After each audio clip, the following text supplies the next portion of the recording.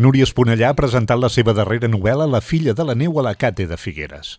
Amb el professor Toni Cobos han conversat sobre aquesta història que relata la construcció del tren cremallera i la relació d'un enginyer del tren, l'Enric, i d'una dona de muntanya amb un coratge excepcional, la Joana.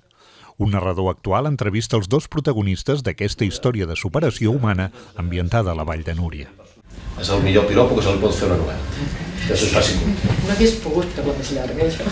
Però se us farà curt, diu, de què ha de ser el millor? Ja està.